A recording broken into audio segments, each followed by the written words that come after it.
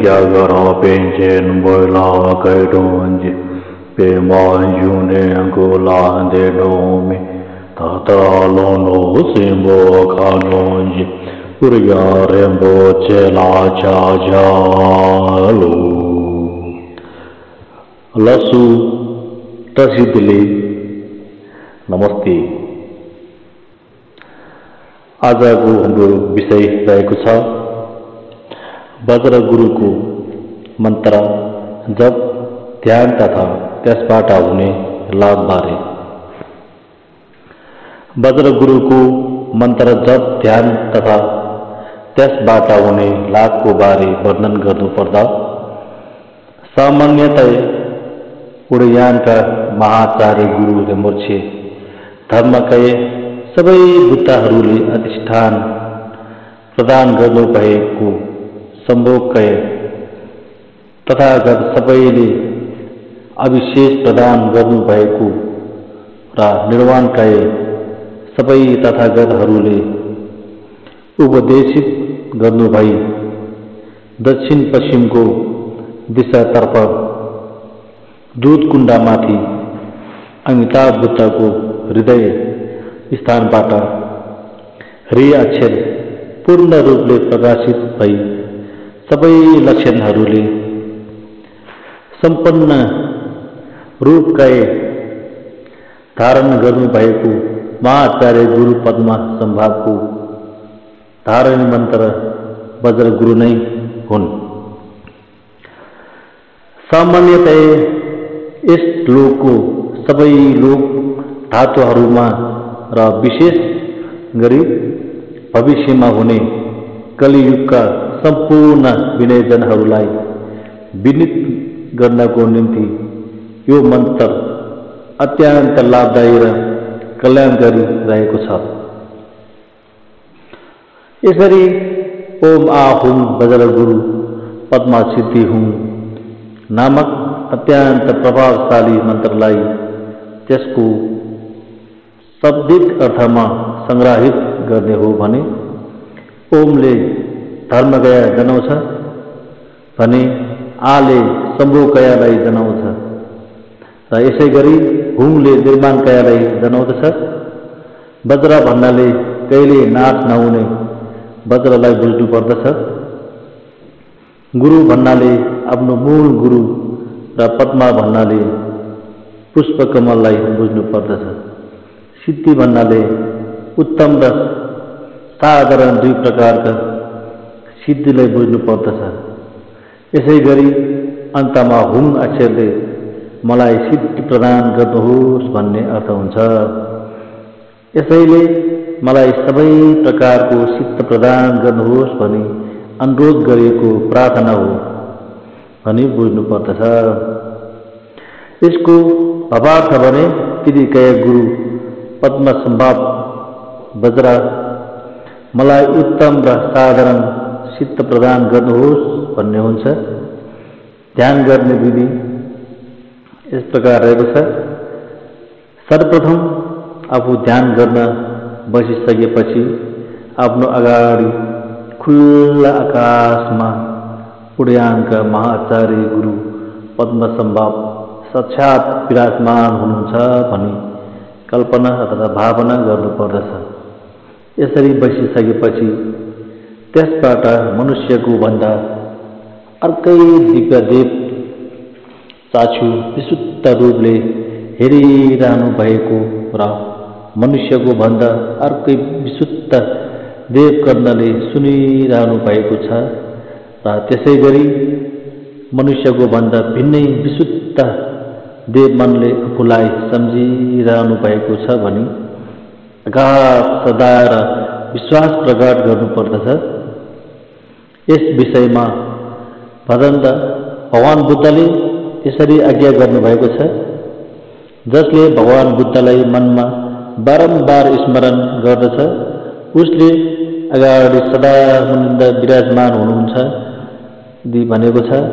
महाचार्य गुरु ब्रह्मर्षिद्वारा यसरी वर्णन गर्नुभएको छ कि सम्पूर्ण सद्भावान महिला तथा पुरुष स्त्रीहरू जो कोही पनि उहाँहरूको निम्ति पद्म सम्भाव अरू कहीँ नभई उनीहरूको दैलोमा हुनुहुन्छ। यस्तो प्रकारका सद्भावन प्रत्येक व्यक्तिहरूको नजिक महाचार्य गुरु रिम्पोछेद्वारा यसरी वर्णन गर्नुभएको छ। सम्पूर्ण सद्भावन महिला तथा स्त्रीहरूको निम्ति गुरु पद्म सम्भाव कहीँ नभई उनीहरूको घर दैलोमै हुनुहुन्छ। यस्तो प्रकारको सद्भावन प्रत्येक व्यक्तिहरूको नजिक एकाएक गुरु पद्म सम्भाव प्रकट हुन्छन् भनी भनिएको छ। फेरि यसै विषयमा शङ्का उपशङ्कालाई हटाएमा मनले चिताएको सबै पूर्ण हुनेछ। मनमा श्रद्धा सत्कार र आधार भएमा अधिष्ठान प्राप्त हुन्छ। यति भनिएको छ। जस्तै हामीले पनि गुरु रिम्पोछेप्रति अगाध श्रद्धा र विश्वास जागृत गरेमा सबै सिद्धहरू प्राप्त गर्नुमा कुनै शङ्का छैन र कुनै दोमन छैन।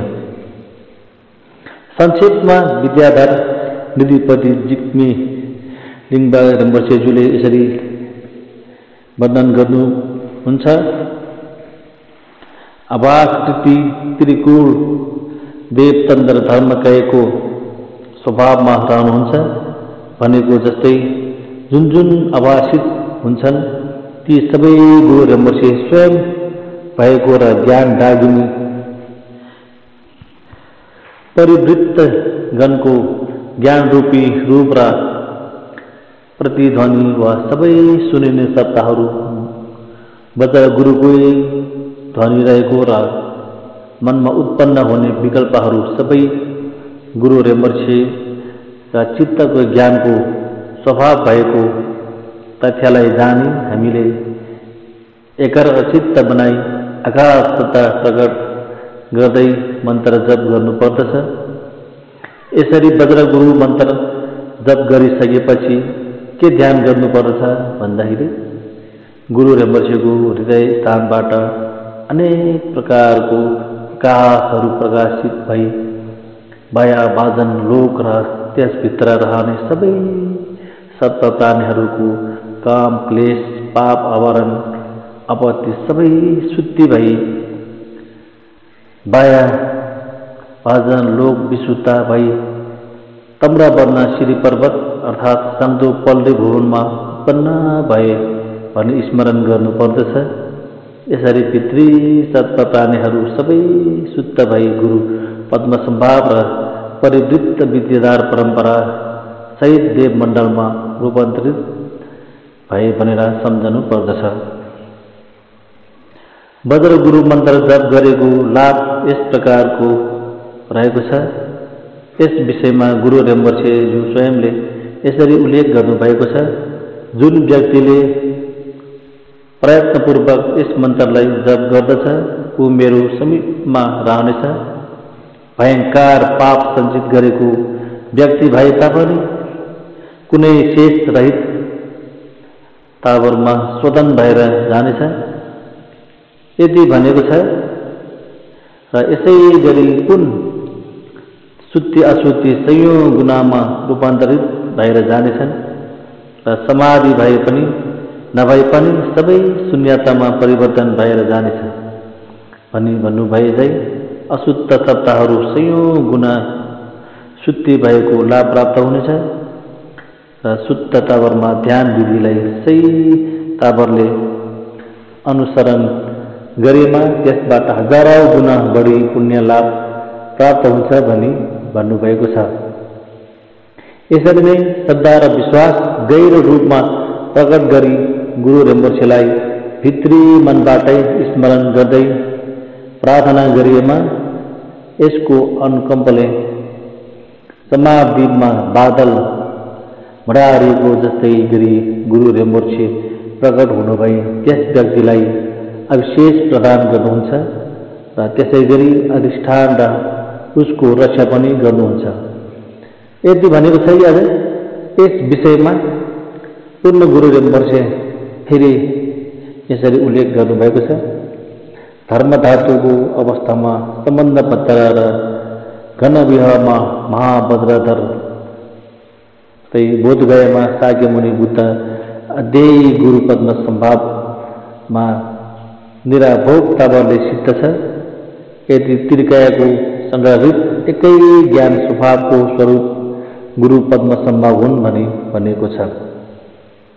गुरु रमर्छे पद्म सम्भाव एकलाई अगाध सत्ताका साथ साधना गरेमा त्रिकालका सबै बुद्धहरू सिद्ध गर्न सकिने तत्त्व पनि यसैबाट सम्पन्न हुन्छ र उहाँहरूको अधिष्ठान समेत प्राप्त हुन्छ। गुरु रमर्छे स्वयंले यस विषयमा के भन्नुभएको छ त भन्दा, जसले मलाई दर्शन गर्दछ उसले सबै बुद्धलाई दर्शन गरेको हुन्छ। जसले मेरो साधना गर्दछ उसले सबै बुद्धहरूलाई सिद्ध गर्दछ, किनकि म सबै तथागतहरूको संग्रहित रूप हो। यदि भन्नुभएको छ जस्तै सार संक्षेपमा वर्णन गर्ने हो भने यस जुनीमा सबै प्रकारको विघ्न बाधाहरू हटेर जानेछ। मनमा चिताएको सबै कुराहरू सिद्ध हुने र अर्को जुनीमा अर्थात् परलोकमा पनि कुनै प्रकारको विघ्न बाधाहरू दुःख कष्ट रहित तबले सन्दोपल्ली भुवनमा उत्पन्न हुनेछ भनी भनेको छ। अब हामीले बजार गुरु जप गर्दाखेरि कस्तो खालको भावना गर्नुपर्छ भन्ने विषयमा हामीले बताइसकेको छ। तब तपाईँ सबैले जति सक्दो जहिले पनि बजार गुरु जप गर्नु अति उत्तम हुनेछ भन्दै म बिदा चाहन्छु। धन्यवाद। सोनामदी थाम्जे सिरुवानी तोर्डेंगी बे दानाम पमजे के गानासो बालों टुपाई सिरबे चोले डोवा डोलवाई शू पादु सर्वा मंगलम।